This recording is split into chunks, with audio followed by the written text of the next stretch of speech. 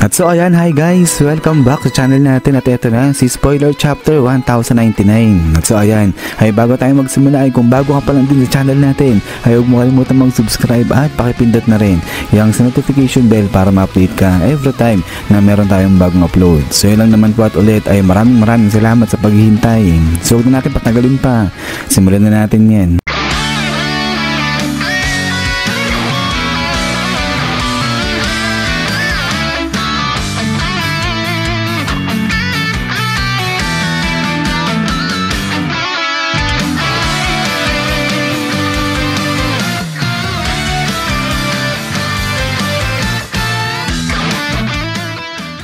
At so dito ngayon magsisimula sa pagdating o sa pagbabalik ni Haring Bekory, pero kasama niya na nga dyan itong mga Marines dahil sa time na to ay nakuha na ni Haring Bekory yung suporta sa kanya ng world government bilang lehitimong hari ng Sorbet Kingdom. But then ay dito na nga labas itong si Kuma at siya lang mag-isa ay nilabanan niya at tinapos itong buong puwersa ni Haring Bekory kasama na itong mga Marines. At so pagkatapos niyan ay dito na nga naging hari ngayon etong si Kuma ng Sorbet Kingdom dahil na rin sa kagustuhan o sa demand ng marami. Pero sa pangalan lang kasi may ibang tao pa rin yung namamahala o nagpapatakbo dyan sa may Sorbet Kingdom. Pero pagkatapos niyan ay makikita na nakasurvive pala ulit etong si Haring Bekory at ang ginawa niya ay pinakalat niya nga yung patungkol dito kay Kuma at binansagan si Kuma bilang isang tyrant. So eto pala yung dahilan kung bakit tinatawag na Tyrant King.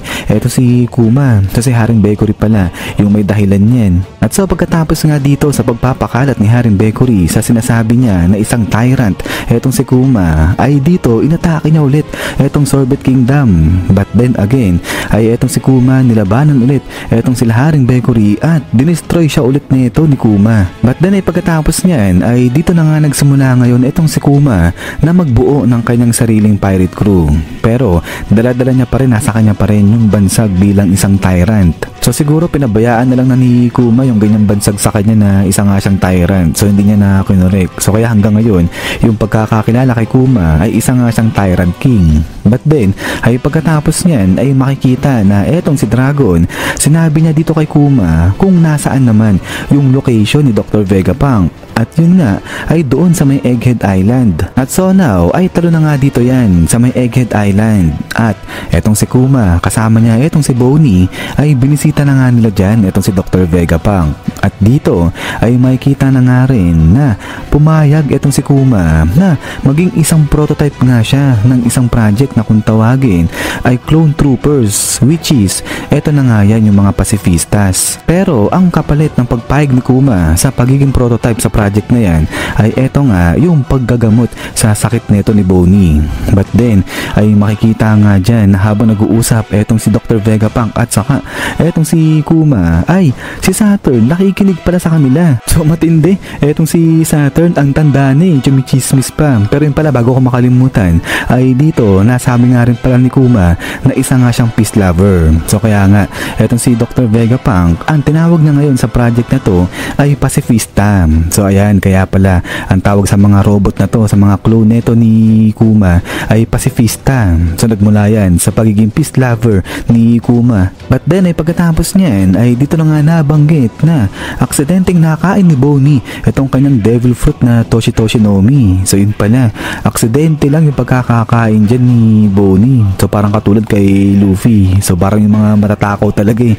Sila yung prone sa aksidente na yun, yung biglang nakakakain ba ng mga devil fruit ganyan. But then ay pagkatapos niyan is yan guys, so hanggang dito lang itong spoiler na to. Pero balikan muna natin itong eksena na kung saan ay pumayag nga itong si Kuma na maging prototype dyan sa project ni Dr. Vegapunk na kung tawagin ay Clone Troopers. So tama nga lahat yung suspecha natin na kaya kilala ni Kuma itong si Dr. Vegapunk kasi talagang hinanap niya yan at umaasa nga si Kuma na baka itong si Dr. Vegapunk yung makatulong sa kanya para gamutin itong si Bonnie. Pero dito biglang ang sinabi na aksidente lang palang nakain ni Bonnie itong devil fruit na to. So kasi nga diba sa mga nakaraan ay sinasabi natin na itong si Dr. Vegapunk baka siya siya yung nagsabi kay Kuma na ipakain kay Bonnie yung devil fruit kasi nga yung mga devil fruit ay somehow for some reason pag kinain mo yan ay napapagaling nito yung sakit na meron ka. So parang katulad nga dun sa nangyari kay Lo. So kaya medyo napapaisip lang ako ng konti kung ano kaya yung nauna, yung pagkain ni Bonnie accidentally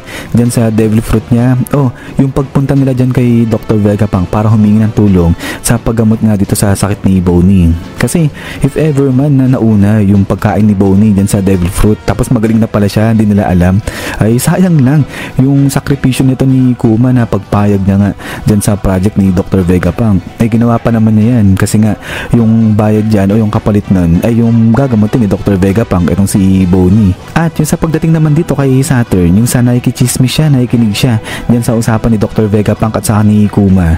Ang ibig sabihin lang pala nito, noon pa man din itong si Saturn nandiyan na sa may Egghead Island. At kaya siguro kilala ni Bonnie itong si Saturn kasi nga nakita niya na yan dati doon pa lang sa may Egghead Island doon bata pa lang siya.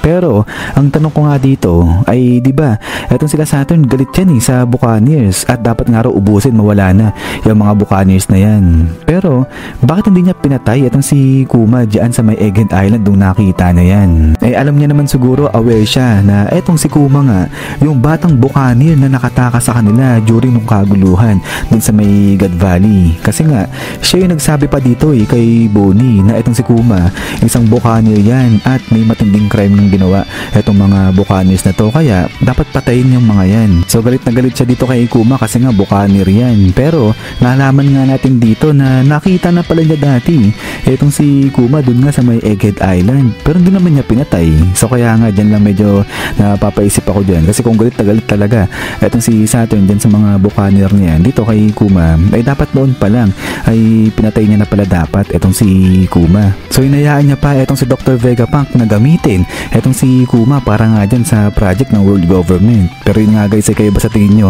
ano yung masasabi niyo patungkol dito sa mga galawan ni Saturn? At saka yung isa pa yung kumakalat na chismis na si Saturn ay ito raw yung tatay talaga ni Bonnie. So yan, ano ba yung masasabi niyo dyan, reaction niyo dyan? So pa-comment na dyan sa baba. At yung huli sa lahat ay yung sa pagdating naman dito kay Dragon. So sa tingin nyo ba ay pupunta itong si Dragon dyan sa may Egghead Island para tulungan itong si Kuma? Kasi nga diba dun sa pagkakakidnap ni Genie ay parang walang ginawa itong si Dragon, parang pinabayaan niya lang itong si Kuma. So siguro naman ay dapat tumulong na itong si Dragon dyan kay Kuma kasi ngayon ay talagang may manpower na malalakas na itong sila Dragon. So parang sasapat na yung lakas nila para nga tumapat dyan nga kala Saturn o sa world government. At so pagkatapos niyan is yan guys, so hanggang dito lang itong video natin at ayan ay pakiiwan na lang dyan sa comment section yung mga kuro-kuro nyo, yung opinion nyo patungkol nga dito sa sitwasyon ni Kuma, ni Saturn at saka nga ni Dragon. At ayan ay huwag niyo po kalimutan sana na i-follow ito si Facebook page natin. So yung link nito ay nandiyan lang sa may comment section saka